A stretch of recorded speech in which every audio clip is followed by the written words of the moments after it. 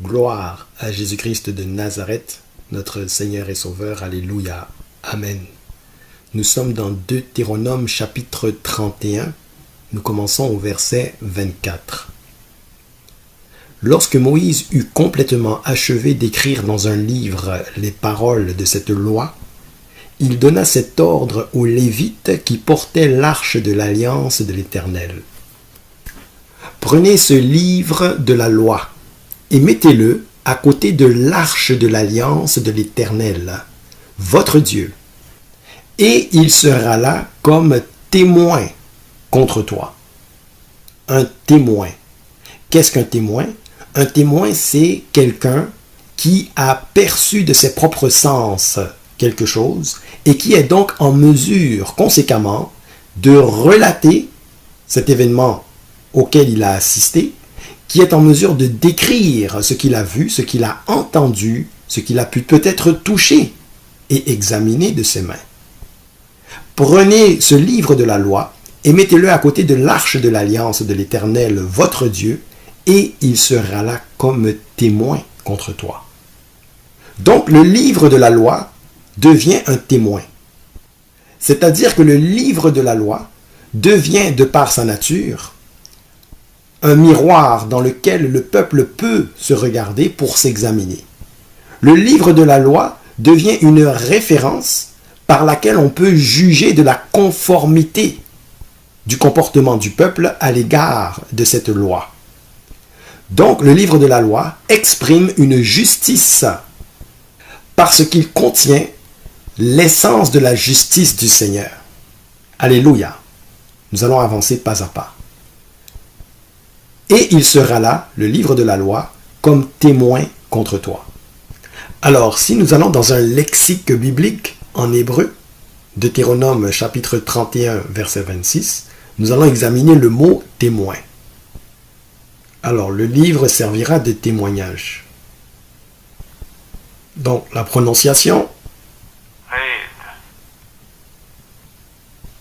Témoin, témoignage, évidence des choses. Allons maintenant dans la Nouvelle Alliance, dans Actes chapitre 1, verset 8, où le Seigneur affirme qu'avec le Saint-Esprit, nous recevrons une puissance et que nous serons ses témoins. Allons voir également la définition du mot témoin en grec. Témoin, dans un sens légal, donc quelqu'un qui a perçu quelque chose par ses propres sens. Dans un sens historique, celui qui est spectateur de quelque chose, exemple d'une dispute. Dans un sens éthique, ceux qui, après son exemple, ont prouvé la force et l'authenticité de leur foi en Christ en subissant la mort violente. Donc, le témoin, par le témoignage qu'il livre, il témoigne, il fait état de sa connaissance personnelle et intime relativement aux faits par rapport auxquels il témoigne. Alléluia. On continue. Verset 27, « Car je connais ton esprit de rébellion et la roideur de ton cou. Si vous êtes rebelles contre l'Éternel pendant que je suis encore vivant au milieu de vous, combien plus le serez-vous après ma mort? Assemblez devant moi tous les anciens de vos tribus et vos officiers. Assemblez devant moi tous les anciens de vos tribus et vos officiers. » Pourquoi les anciens? Pourquoi les officiers? Les anciens, parce qu'en raison de leur expérience, en raison de leur âge, ils ont eu l'occasion de voir des choses que d'autres n'ont pas vues, d'autres qui sont plus jeunes. Donc leur témoignage est d'autant plus probant, parce qu'ils ont une connaissance personnelle d'une grande quantité d'informations. Et ils ont perçu de leur sens beaucoup de choses. Les officiers, pourquoi? Mais parce que les officiers, de par leur fonction officielle, sur le plan administratif, la responsabilité qui leur incombe dans le cadre de leur fonction vient conférer à leurs propos un caractère officiel, un caractère qui revêt du sérieux. Alléluia. Donc leur témoignage est crédible. Donc des témoignages crédibles, d'une part pour les anciens en raison de leur expérience de vie, d'autre part pour les officiers, en raison de la nature de leur fonction qui confère une certaine véracité présumée à ce qu'ils vont dire dans le cadre de leur témoignage. Nous continuons. Nous avançons pas à pas, nous parlons des témoins pour en arriver aux deux premiers témoins, c'est-à-dire ceux qui étaient là au commencement. Verset 28, « Assemblez devant moi tous les anciens de vos tribus et vos officiers. Je dirai ces paroles en leur présence, afin qu'ils puissent être témoins. » Car c'est ça le témoignage. Il faut avoir perçu de ses propres sens. « Et je prendrai à témoin contre eux le ciel et la terre. » Alléluia. Mais maintenant qu'on a précisé que les anciens et les officiers sont des personnes crédibles, nous voulons faire de ces personnes des témoins qui ont de l'importance. Mais dans le contexte ici, l'intention de Moïse, c'est de s'aménager des témoins qui seront en mesure d'entendre le Seigneur réprouver son peuple et qui pourront ensuite attester du fait que le Seigneur, dans sa justice, a annoncé certaines choses, a annoncé le fait qu'il a donné la loi à son peuple et qu'il prédit que son peuple aura un esprit de rébellion par la suite. Et ce, par le moyen de Moïse. Donc maintenant, le Seigneur va plus loin et il dira, bien que je vais m'aménager des témoins, les anciens de vos tribus et vos officiers, je vais prendre maintenant à témoin contre eux. C'est-à-dire que leur propre témoignage sera assujetti au témoignage encore de deux autres témoins. C'est-à-dire que le témoignage à la base crédible de vos anciens et des officiers, ce même témoignage-là sera soumis maintenant à la tutelle d'un autre témoignage, qui lui est encore plus crédible, qui lui a maintenant une profondeur particulière. Donc vous voyez qu'on assujettit un premier témoignage à la surveillance d'un deuxième témoignage. Lequel? Le témoignage des deux premiers témoins. Je prendrai à témoin contre eux le ciel et la terre. Est-ce que vous saviez que le ciel et la terre sont les deux témoins les plus crédibles de la création? Parce que dès le commencement, ils étaient là. Et ils ont tout vu. Genèse chapitre 1, verset 1. Au commencement. Au commencement de quoi? Au commencement de l'histoire entre Dieu et l'humanité. Parce que le Seigneur, lui, il est éternel. Le Seigneur n'a pas commencé à exister à ce moment-là. Au commencement, c'est au commencement de l'histoire entre Dieu et les hommes sur le plan temporel dans le monde physique. Mais, pour rester sur le sujet qui nous intéresse, au commencement, Dieu créa les cieux et la terre. Les voici, les deux premiers témoins au commencement. Premier chapitre, premier verset, ils sont là, les acteurs principaux. C'est-à-dire que tout ce qui va suivre, ils seront témoins de ce qui s'est passé sur la terre et dans les cieux. Et parce qu'ils auront une connaissance personnelle de tout ce qui s'est fait, ces deux serviteurs, car tous les acteurs dans la création sont au service du Seigneur, ces deux serviteurs ont maintenant la capacité et la légitimité pour témoigner. Alléluia. Car, en effet, vous n'êtes peut-être pas sans le savoir, Colossiens chapitre 1, verset 16, « Car en lui ont été créées toutes les choses qui sont dans les cieux et sur la terre, les visibles et les invisibles, trône, dignité, domination, autorité, tout, incluant les cieux et la terre, a été créé par lui et pour lui. » Pourquoi? Pour le servir. Dans Genèse chapitre 1, le Seigneur crée, mais tout ce qu'il crée est à son service. Les cieux et la terre ne font pas exception. Au commencement, Dieu créa les cieux et la terre pour exercer leur ministère, pour exercer un service. Alléluia. De la terre va pousser tout ce dont l'homme a besoin pour vivre. Dans les cieux, il y aura la résidence des êtres célestes. Amen. Le Seigneur n'a-t-il pas dit dans Deutéronome chapitre 17 verset 6 « Celui qui mérite la mort sera exécuté sur la déposition de 2 ou de 3 témoins. Il ne sera pas mis à mort sur la déposition d'un seul témoin. Parce que le témoin a une puissance entre les mains, il a sur la langue la puissance de la vie et de la mort.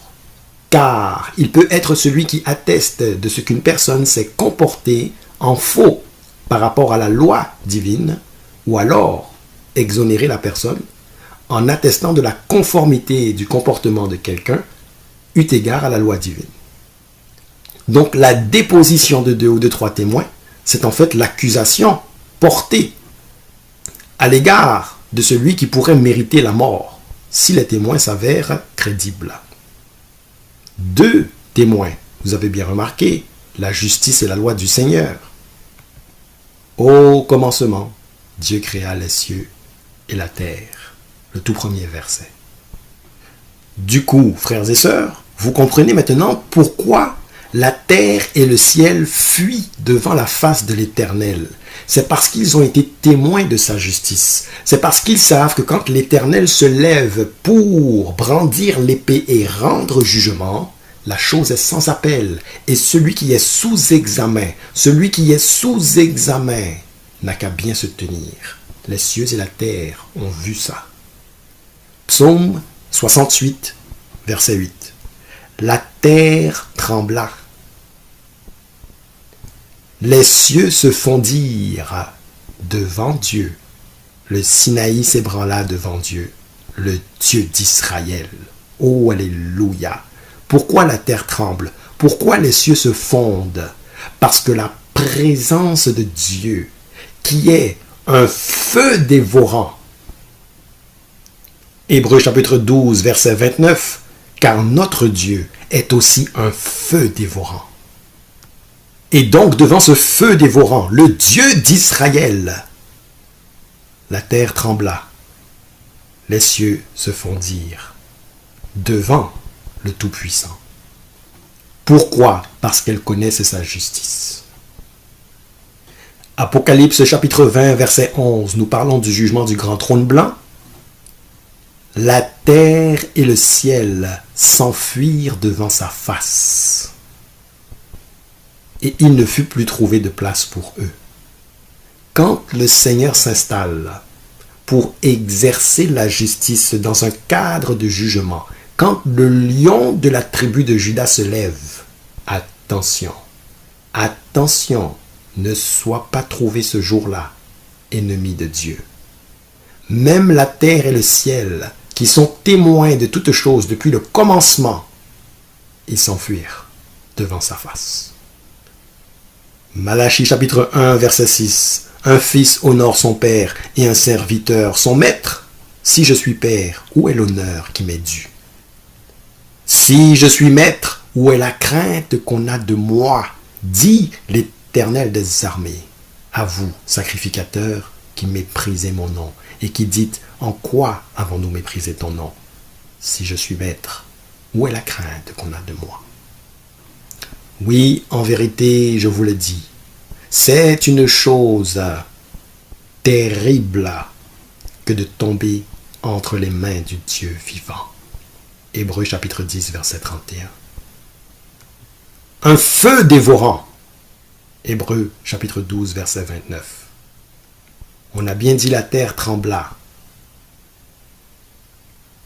et les cieux se fondirent devant Dieu, le Dieu d'Israël. Apocalypse chapitre 20, verset 11. La terre et le ciel s'enfuirent devant sa face.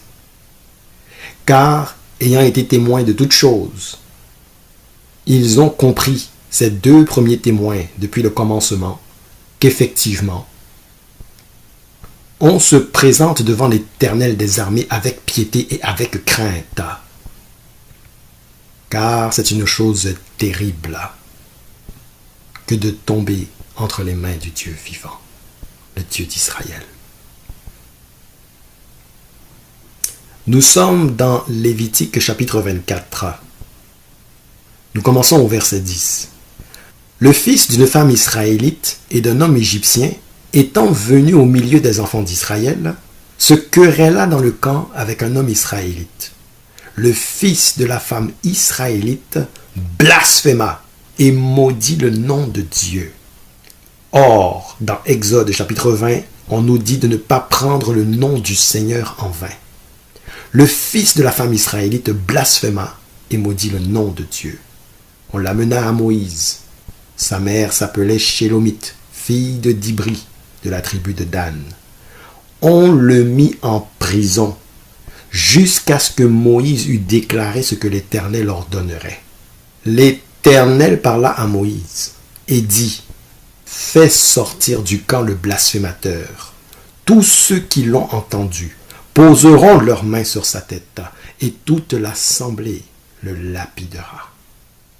Remarquez que même ceux qui ont été souillés par le blasphème de cet homme doivent lui imposer les mains pour déposer toute l'iniquité qui les a éclaboussés, remettre ça sur sa tête à lui. Verset 15. Tu parleras aux enfants d'Israël et tu diras: quiconque maudira son Dieu portera la peine de son péché. Verset 16. Celui qui blasphémera le nom de l'Éternel sera puni de mort. Toute l'assemblée le lapidera. Qu'il soit étranger ou indigène, il mourra. Il mourra pour avoir blasphémé le nom de Dieu. Galates chapitre 6, verset 7 nous dit: on ne se moque pas de Dieu. Verset 17. Celui qui frappera un homme mortellement sera puni de mort. Celui qui frappera un animal mortellement le remplacera, vie pour vie. Si quelqu'un blesse son prochain, il lui sera fait comme il a fait. Fracture pour fracture, œil pour œil, dent pour dent, il lui sera fait la même blessure qu'il a faite à son prochain. Celui qui tuera un animal le remplacera, mais celui qui tuera un homme sera puni de mort. Vous aurez la même loi, l'étranger comme l'indigène, car je suis l'Éternel, votre Dieu. Quand Dieu a parlé, il n'y a pas de négociation. A, B, C, je suis l'Éternel, votre Dieu. On n'a pas demandé une contre-expertise par rapport à la loi du Seigneur. Verset 23. Moïse parla aux enfants d'Israël. La sentence est tombée. Ils firent sortir du camp le blasphémateur et ils le lapidèrent. Les enfants d'Israël se conformèrent à l'ordre que l'Éternel avait donné à Moïse. Nous parlons bien des cieux et de la terre, les deux premiers témoins depuis le commencement. Ces deux premiers témoins dont la crédibilité est établie, dont la fiabilité est certaine, car ils ont tout vu depuis le commencement. Au commencement, Dieu créa les cieux et la terre. On a dit que comme tout le reste de la création, les cieux et la terre ont été créés pour lui, le Seigneur. On a dit que selon la justice du Seigneur, on veut un minimum de 2 témoins avant qu'une décision soit prise, eu égard au témoignage livré par des témoins qui ont vu, perçu des choses de leur propre sens. Le Seigneur satisfait sa propre justice. Les cieux et la terre sont là, à la barre, pour exercer leur service. Vous avez remarqué que dans le droit civil, le tribunal a la capacité de contraindre des gens à venir témoigner. C'est leur service civil. Et à moins d'un cadre d'exception, leur service est obligatoire afin que l'on puisse parvenir à une saine administration de la justice. Le citoyen doit aller témoigner lorsqu'il est visé par une ordonnance à cet effet. Alléluia. Or, l'homme n'a rien inventé. Le ciel et la terre, 2 témoins que le Seigneur s'est réservés dès le commencement, vers qui il peut se tourner pour les convoquer et leur dire: prenez bien note de ceci, prenez bien note de cela, car vous êtes mes témoins. Alléluia. Cette même terre, ce même ciel, qui savent que Dieu est un feu dévorant, qu'il faut approcher avec piété et avec crainte. Pourquoi? Parce que nous venons de le voir dans Lévitique. Cet homme qui a blasphémé le nom du Seigneur a été tué. C'était la sentence. Les cieux et la terre ont vu ça.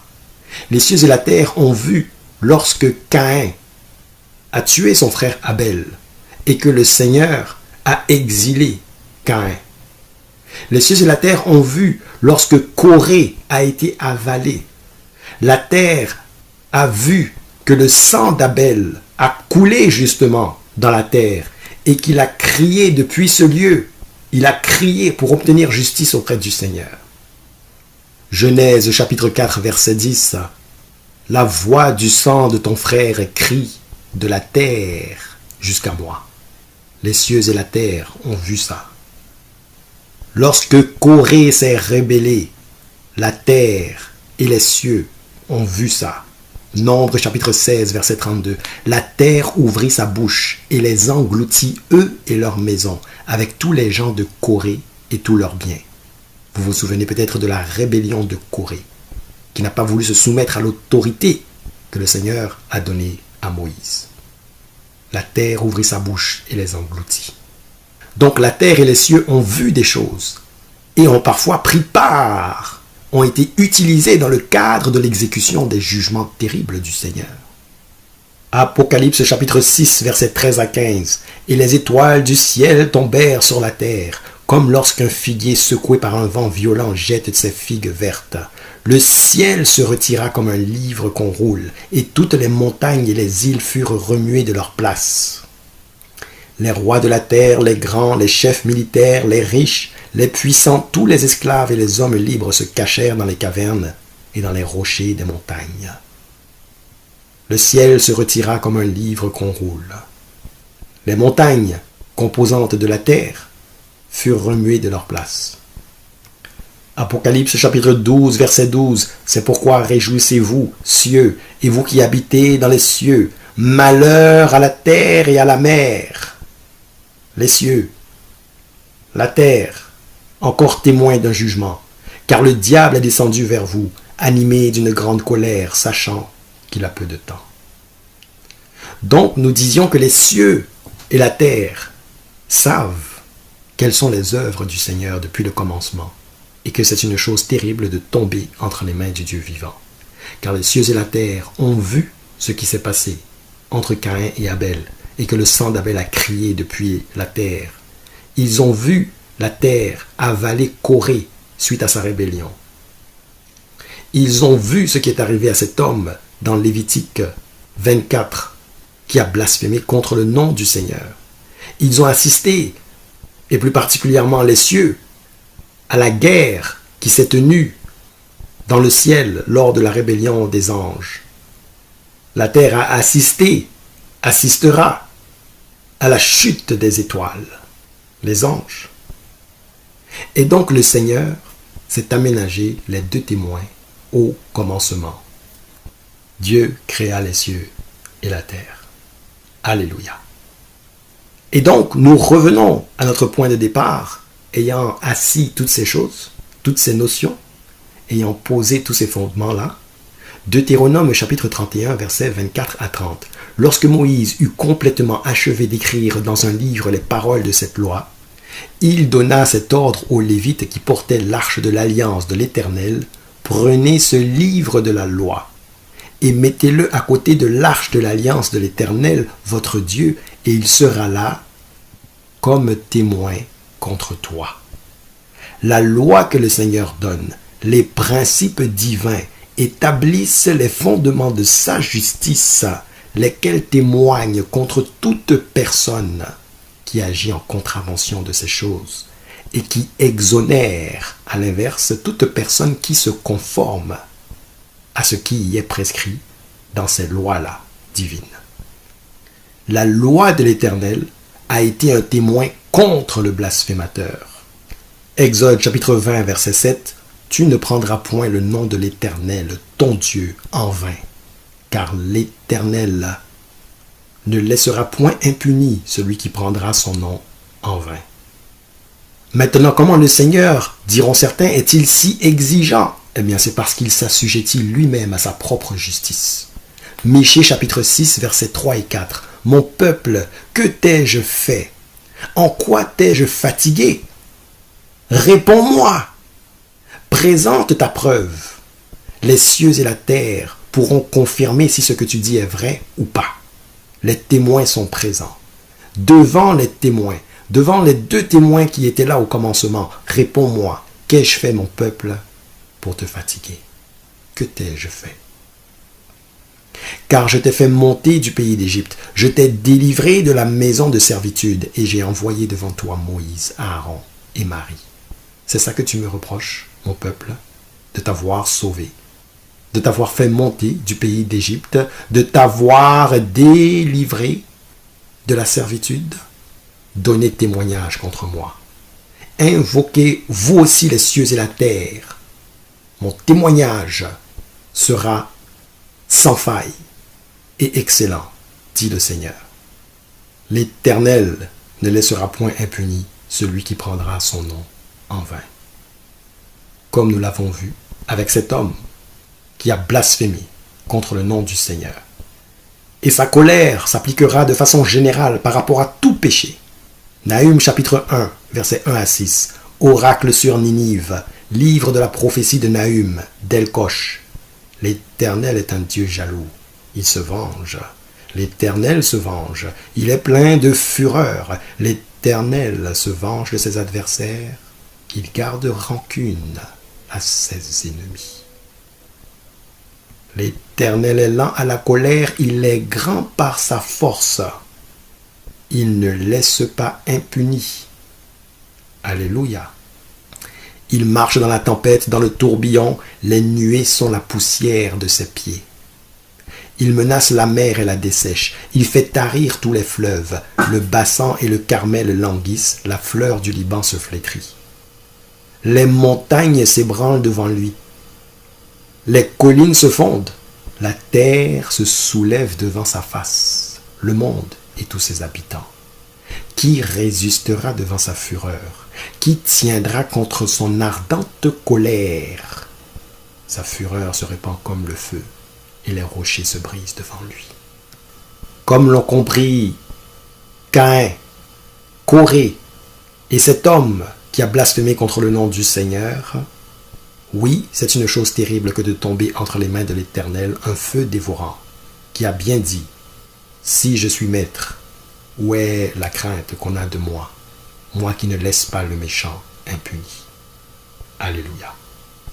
Celui devant qui la terre tremble et les cieux se fondent. Psaume 68, 8. Celui devant qui la terre et le ciel s'enfuient devant sa face. Craignons le Seigneur, mon frère, ma sœur. Proverbe chapitre 9, verset 10. Le commencement de la sagesse, c'est la crainte de l'Éternel. Et la science des saints, c'est l'intelligence. Proverbe chapitre 19, verset 23. La crainte de l'Éternel mène à la vie, et l'on passe la nuit rassasié sans être visité par le malheur. Les cieux et la terre, les deux premiers témoins au commencement. Ils témoignent lorsque le Seigneur appelle à procès les êtres humains, mais également lorsque le Seigneur lui-même met au défi les humains de remettre en cause sa justice. Deutéronome chapitre 4 verset 26, c'est le Seigneur qui parle. J'en prends aujourd'hui à témoin contre vous le ciel et la terre, les deux témoins au commencement. Vous disparaîtrez par une mort rapide du pays dont vous allez prendre possession au-delà du Jourdain. Vous n'y prolongerez pas vos jours, car vous serez entièrement détruits. Le ciel et la terre ont vu ça. Deutéronome chapitre 30, verset 19. J'en prends aujourd'hui à témoin contre vous le ciel et la terre, les deux premiers témoins au commencement. J'ai mis devant toi la vie et la mort, la bénédiction et la malédiction. Choisis la vie, afin que tu vives, toi et ta postérité. Donc le ciel et la terre sont des acteurs au service du Seigneur, capables de livrer témoignage de ce qui s'est passé dans le cadre de l'histoire entre Dieu et les hommes, Et le Seigneur qui les a mis à son service les sollicite, eux qui comme des anciens ont l'expérience de la vie, ont l'expérience de tout ce qui s'est passé sous le ciel et sur la terre, afin d'établir des faits pour rendre jugement par le juste juge. Oui, le Seigneur est juste. Deutéronome chapitre 32 verset 4, il est le rocher, ses œuvres sont parfaites, car toutes ses voies sont justes. C'est un Dieu fidèle et sans iniquité. Il est juste et droit. Il est le rocher. Ce même rocher, plus tard identifié par Christ, qui est Dieu. 1 Corinthiens chapitre 10 verset 4. Revenons au concept de Dieu qui est la justice. Actes chapitre 7 verset 52. Lequel des prophètes vos pères n'ont-ils pas persécuté? Ils ont tué ceux qui annonçaient d'avance la venue de qui? Du Christ. La venue du Fils de Dieu, Dieu manifesté en chair, le juste. Le juste, que vous avez livré maintenant et dont vous avez été les meurtriers. Un autre verset qui fait état de Dieu comme étant le Dieu juste, un verset classique, Ésaïe chapitre 30 verset 18, « Cependant l'Éternel désire vous faire grâce, et il se lèvera pour vous faire miséricorde, car l'Éternel est un Dieu juste. Heureux tous ceux qui espèrent en lui. » L'Éternel est un Dieu juste. Dans un lexique biblique, Dieu juste, Mishpat, jugement, justice, ordonnance. Alléluia. Vous voyez les différentes définitions. Tout cela s'applique à notre Dieu. Ce sont ses attributs.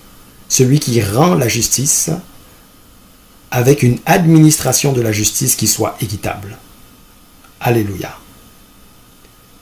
Et lorsqu'il a fini de juger, il rend des ordonnances. Et ses jugements sont sans appel, parce qu'ils sont parfaits. Alléluia. Car l'Éternel est un Dieu juste. Alléluia. Gloire à Jésus-Christ. Vous êtes toujours en selle, frères et sœurs. Alors on parle des cieux et de la terre, les deux premiers témoins au commencement, qui ont été créés pour le service du Seigneur en tant qu'acteurs dans la création, qui en raison de leur âge ancien ont été témoins, ont eu une connaissance personnelle de tout ce qui s'est fait entre Dieu et les hommes, et qui sont du coup des témoins excellents, qui peuvent servir à valider le témoignage d'autres personnes, comme des anciens et des officiers au sein du peuple d'Israël, parce que les cieux et la terre peuvent valider et vérifier d'autres témoignages, puisqu'ils sont le premier témoignage. Alléluia. Et dans la rigueur de sa justice, le Seigneur se soumet lui-même aussi à ce processus d'équité par lequel il convoquera les cieux et la terre pour qu'on puisse témoigner de lui-même le Seigneur. Mais il sait que ce témoignage sera favorable. Ça, il le sait d'emblée, car il est parfait, notre Dieu. On ne le prendra pas en défaut. Et au contraire même, lui qui prend les autres en défaut, sa justice est stricte, mais dans son excellence, il sait aussi se montrer miséricordieux. Michée chapitre 6 verset 8, « On t'a fait connaître, ô homme, ce qui est bien, et ce que l'Éternel demande de toi, c'est que tu pratiques la justice, que tu aimes la miséricorde et que tu marches humblement avec ton Dieu. » Alléluia. Car quand on aime le Seigneur, on obéit à ses commandements. Jean 14, 15. Amen. Donc nous disions que les cieux et la terre, les deux premiers témoins au commencement, ont assisté à plusieurs scènes que nous avons décrites concernant Caïn, Corée, les étoiles qui sont tombées des cieux, la chute des anges, la rébellion de cet homme qui a blasphémé dans Lévitique. Et le Seigneur a également appelé les cieux et la terre à témoin contre lui-même en disant qu'il a placé la vie et la mort devant son peuple et que les cieux et la terre en sont témoins. Et le Seigneur a aussi établi qu'il est celui qui a délivré son peuple de l'Égypte pour ensuite voir son peuple se rebeller contre lui. Et il dit, qu'ai-je fait, mon peuple, que t'ai-je fait? Réponds-moi. Soumets-moi à un examen et tu verras que je suis le Dieu juste. Alléluia. Donc, nous sommes entrés en matière par rapport à la question du témoignage. Alléluia. Et nous revenons donc là où nous étions au commencement, dans Deutéronome chapitre 31. Allons au verset 26.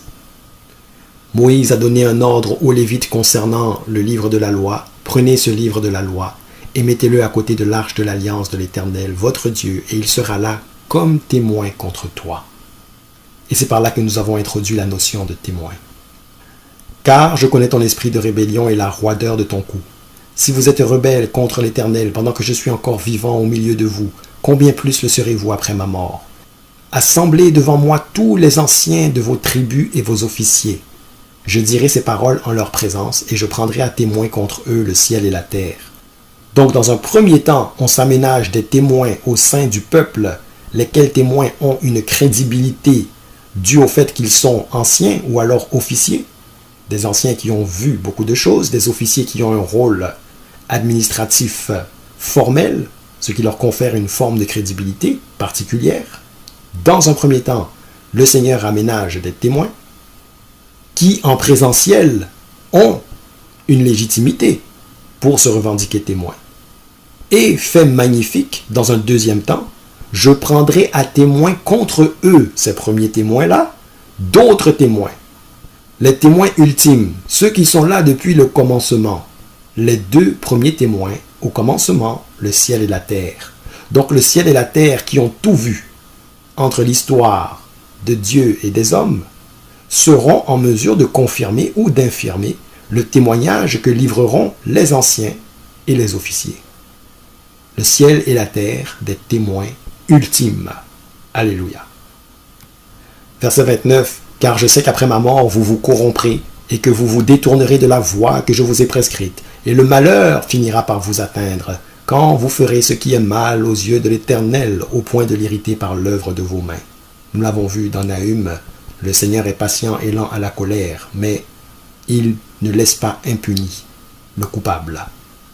Verset 30. Moïse prononça dans leur entier les paroles de ce cantique en présence de toute l'assemblée d'Israël. Alléluia. Voyons d'autres circonstances où le Seigneur a fait appel à ces deux témoins de prédilection, les cieux et la terre. Deutéronome chapitre 32 verset 1. Cieux, prêtez l'oreille et je parlerai. Terre, écoute les paroles de ma bouche. Le Seigneur est le juste juge et dans sa cour de justice, dans son tribunal, il y a des témoins fiables.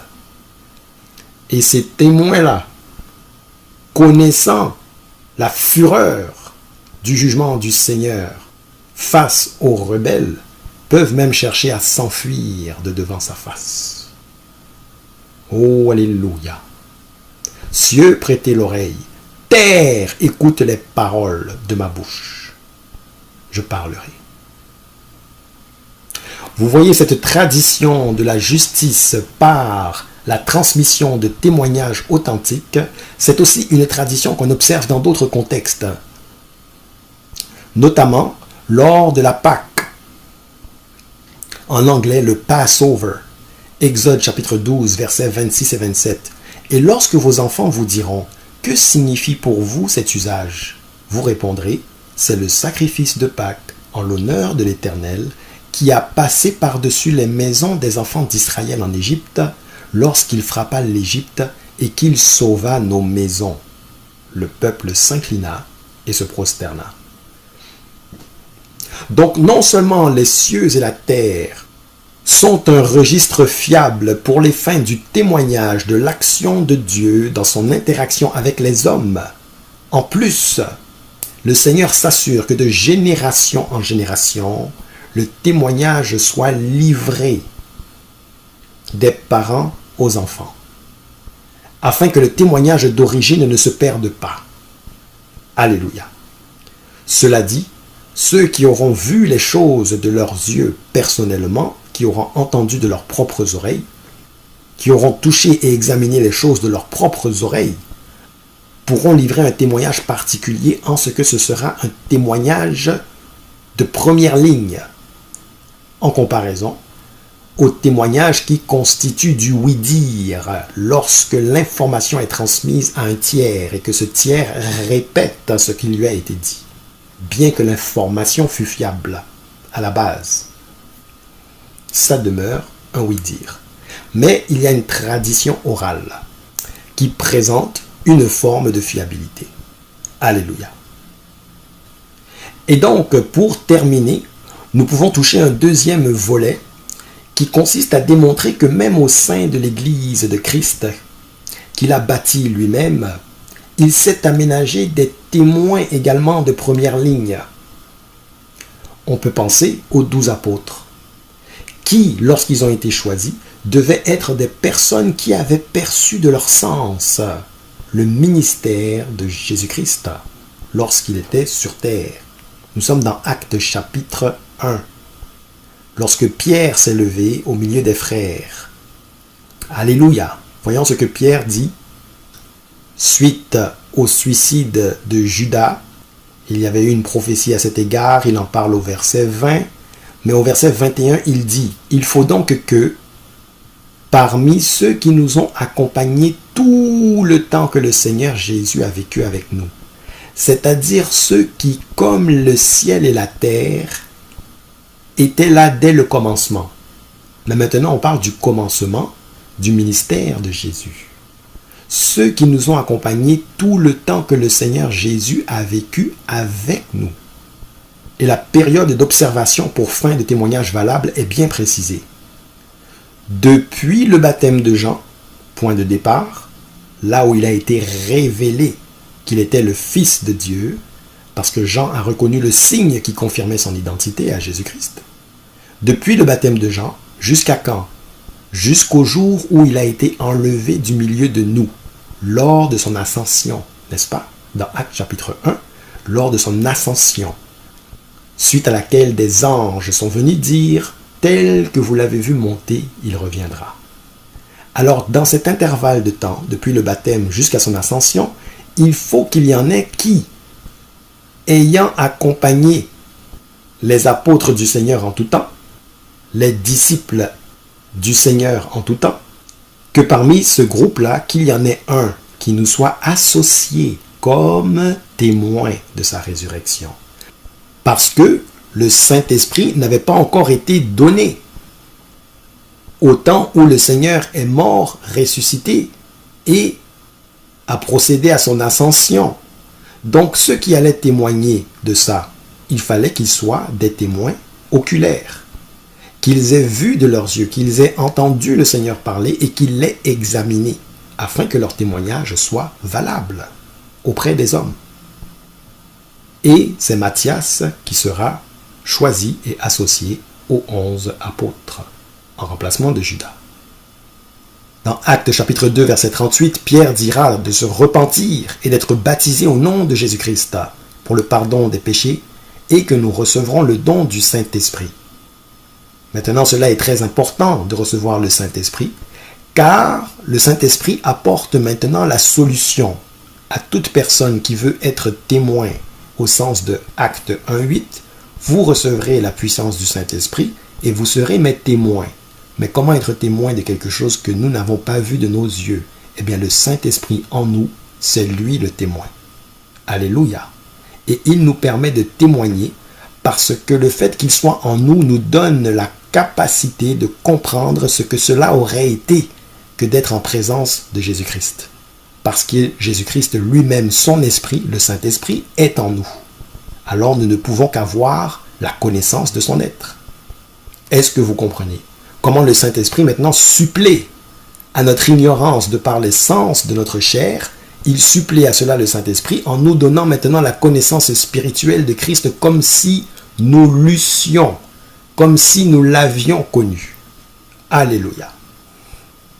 On a bien dit, Actes chapitre 1, verset 8, vous recevrez une puissance, le Saint-Esprit survenant sur vous, et conséquemment, vous serez mes témoins. Mais comment? Mais parce qu'ayant reçu l'Esprit, vous avez l'Esprit de vérité en vous. Cet Esprit de vérité, c'est lui qui rend témoignage. Donc cet esprit en vous vous exonère de l'exigence d'avoir perçu par vos sens, vous exonère de l'exigence d'avoir marché avec Jésus-Christ dans la chair pour le connaître. Vous le connaissez de par son esprit en vous. Il rend témoignage en vous et ce témoignage est valable pour être donné aux autres hommes. 1 Jean chapitre 5 verset 6, c'est lui, Jésus-Christ, qui est venu avec de l'eau et du sang, non avec l'eau seulement, mais avec l'eau et avec le sang. Et c'est l'esprit qui rend témoignage, parce que l'esprit est la vérité. Quand on parle de témoignage et que le témoignage est avéré, vrai, et que ce témoignage c'est la vérité, eh bien à ce moment-là, voilà le témoignage qui ne peut pas être renversé et qui parle de lui-même. C'est l'esprit qui est la vérité qui rend témoignage. Il ne peut que témoigner en vérité. Voilà pourquoi le chrétien qui a reçu le Saint-Esprit, son témoignage, c'est la vérité. Ça ne peut pas être contredit. Parce que c'est le diable qui est le père du mensonge. Jean 8, 44. Donc le chrétien peut avoir l'assurance lorsqu'il témoigne de la puissance de son témoignage, qui dans tous les cas est assis dans la vérité, c'est-à-dire que ce témoignage tient sa source de l'Esprit lui-même, l'Esprit de Jésus-Christ, le Saint-Esprit. Waouh! Le témoin.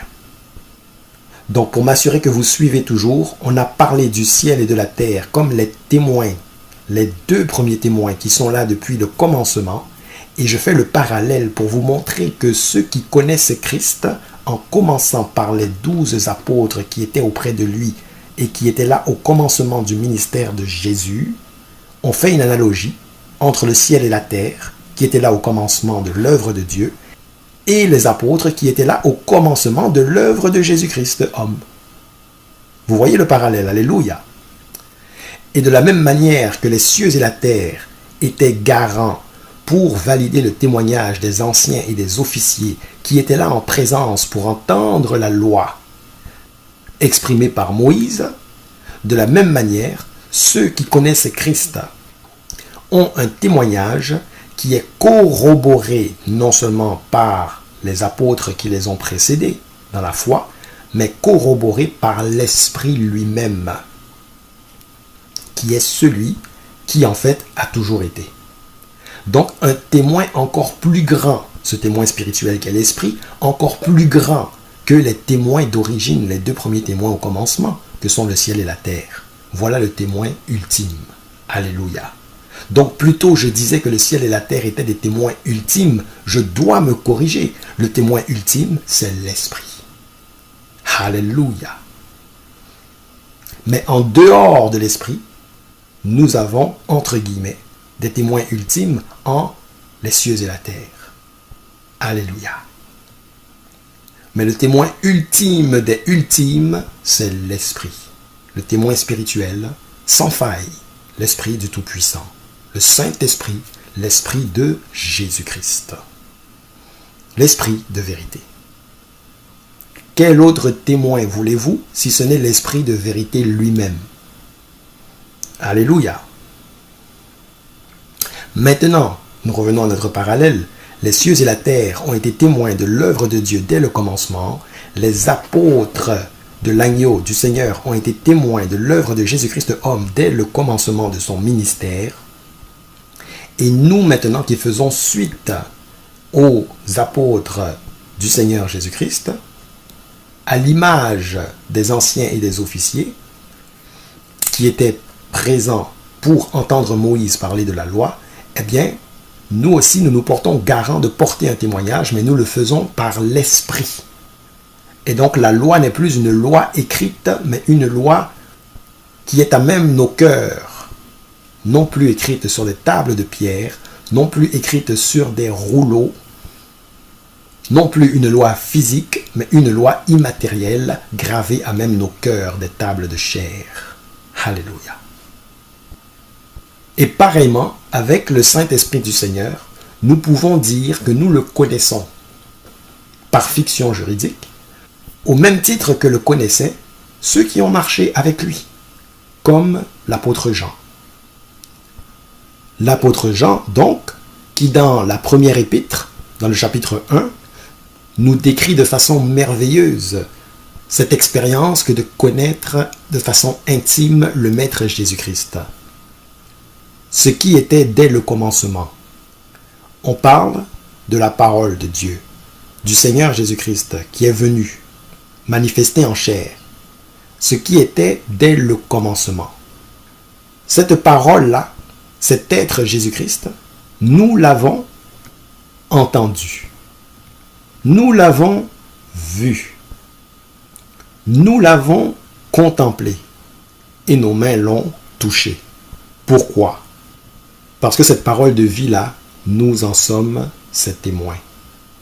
Et donc, nous devons avoir une connaissance personnelle de sa personne. Car c'est là même la définition d'un témoin. Il a une connaissance personnelle de par ses sens d'une personne, d'un événement, d'un ensemble de circonstances, des faits. Voilà un témoin. Donc il répète, nous l'avons vu, et par conséquent, nous pouvons lui rendre témoignage. Alléluia. Ce que nous avons vu et entendu, nous vous l'annonçons à vous aussi.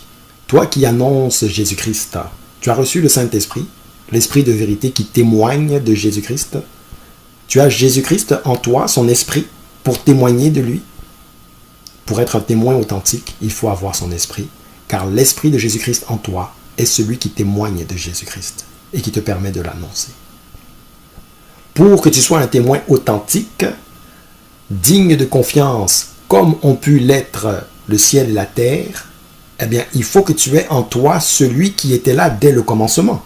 Il faut que tu aies en toi l'Esprit du Seigneur qui était là non seulement depuis le commencement, mais depuis toujours.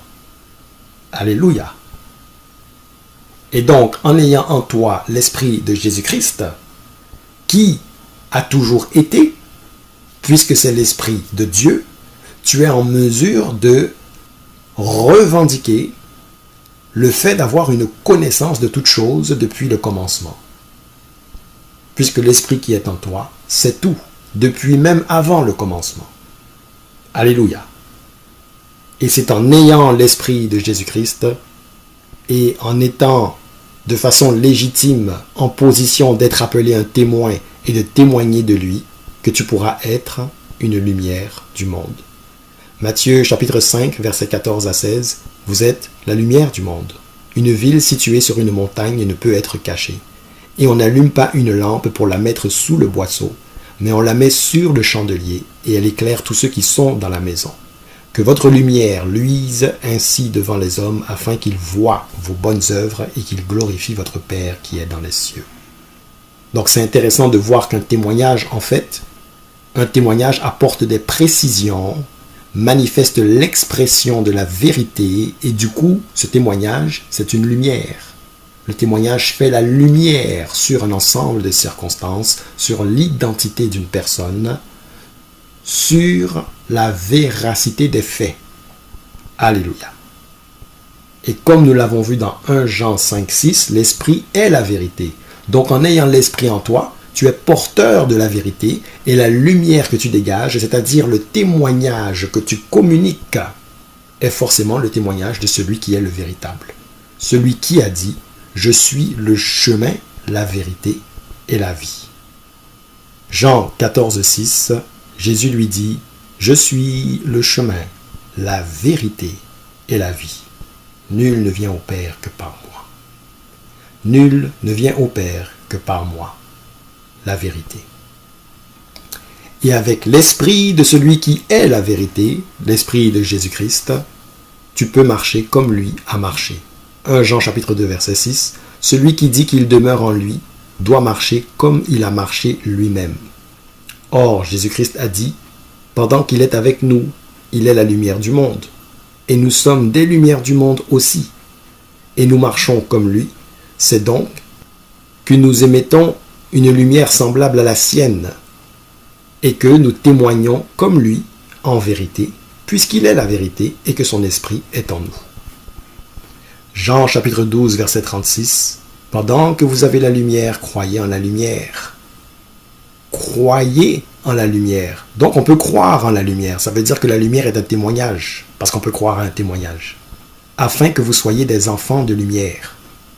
Croyez en la lumière, croyez en mon témoignage, et vous serez porteurs de cette même lumière et livrerez pareillement témoignage, et vous serez mes témoins, comme on l'a vu dans Actes 1, 8. Jésus dit ces choses, puis il s'en alla et se cacha loin d'eux. Parce que son esprit est en toi, parce que tu es une lumière comme il l'a été, eh bien, tel il est, tel nous sommes aussi dans ce monde. Lui qui est la vérité et qui est en nous, nous sommes aussi remplis de sa vérité pour témoigner de lui. 1 Jean chapitre 4 verset 17, tel il est, tel nous sommes aussi dans ce monde. C'est en cela que l'amour est parfait en nous, afin que nous ayons de l'assurance au jour du jugement. De l'assurance au jour du jugement. Pourquoi? Parce que nous n'aurons pas à fuir devant sa face. Pourquoi? Parce que nous ne serons pas trouvés coupables devant lui. Romains chapitre 8 verset 1, il n'y a donc maintenant aucune condamnation pour ceux qui sont en Jésus-Christ. Donc bien que les cieux et la terre s'enfuient devant sa face, craignant un jugement terrible pour les rebelles, pour ceux qui sont en Christ, c'est le repos en lui. Pourquoi? Parce que nous le verrons tel qu'il est et nous serons semblables à lui. 1 Jean chapitre 3 verset 2, bien-aimés, nous sommes maintenant enfants de Dieu. Et ce que nous serons n'a pas encore été manifesté, mais nous savons que lorsque cela sera manifesté, nous serons semblables à lui parce que nous le verrons tel qu'il est. Parce que nous aurons des corps glorifiés, que nous serons de la même nature que le Seigneur. Nous serons en parfaite communion avec lui. Nous serons auprès de lui. Et nous ne serons pas condamnés. Nous qui sommes ses enfants. Et qui n'auront pas à craindre sa fureur. Cette fureur devant laquelle cherchent à fuir les cieux et la terre. Au commencement, Dieu créa les cieux et la terre. Les deux premiers témoins au commencement, qui ont tout vu, qui ont pris connaissance personnellement de toutes choses, et qui sont des témoins fiables pour le Seigneur, ses serviteurs, qui, dans un cadre de justice, jouent un rôle primordial pour valider des témoignages, qu'il s'agisse du témoignage des hommes ou du Seigneur. Ils connaissent sa justice. Ils savent que c'est une chose terrible que de tomber entre les mains de l'Éternel, et ils ont assisté à plusieurs procès, à plusieurs jugements, et connaissant que le Seigneur est un feu dévorant, particulièrement pour ceux qui sont rebelles, les cieux et la terre peuvent chercher à fuir de devant sa face. Mais dans tous les cas, ils peuvent livrer témoignage car ils étaient là au commencement. Au commencement, Dieu créa les cieux et la terre. Les deux premiers témoins au commencement. Et nous avons fait le parallèle avec le commencement du ministère de Jésus-Christ, au commencement duquel il y a eu des hommes autour de lui qui ont été ses témoins. Et à l'image de ces hommes-là, nous avons reçu un témoignage encore plus excellent, en ce que nous avons reçu le Saint-Esprit, qui est l'Esprit de vérité en nous, qui nous permet de témoigner, comme eux-mêmes ont pu le faire après avoir reçu le Saint-Esprit, ne témoignant plus non seulement de ce qu'ils avaient perçu par leur sens physique, mais témoignant de surcroît du fait d'avoir l'Esprit de vérité en eux, qui est l'Esprit ultime pour ce qui est de livrer témoignage au sujet de Jésus-Christ, le Saint-Esprit, l'Esprit de Jésus-Christ, l'Esprit du Dieu vivant. Et nous-mêmes qui avons reçu cet Esprit, bien que nous n'ayons pas connu le Seigneur dans la chair, nous avons l'Esprit par excellence en nous pour témoigner de celui qui nous donne la connaissance de sa personne par le fait d'avoir son Esprit en nous. Alléluia! D'où l'importance d'avoir le Saint-Esprit avant de se déclarer être un témoin de Jésus-Christ. Il faut préalablement avoir reçu son Esprit. Et comme il a été la lumière du monde, Nous sommes des lumières du monde et nous témoignons en vérité de celui qui est la vérité, dont l'Esprit est en nous. Comme les cieux et la terre ont été au commencement pour voir les œuvres de Dieu, les saints, les apôtres ont été là au commencement pour voir les œuvres de Jésus-Christ homme, et les saints prennent la relève, équipés du Saint-Esprit qui leur donne une connaissance intime du Seigneur à eux aussi. Alléluia! Les cieux et la terre, les deux premiers témoins au commencement. Soyez bénis dans le nom puissant de Jésus-Christ de Nazareth, notre Seigneur et Sauveur. Alléluia. Amen.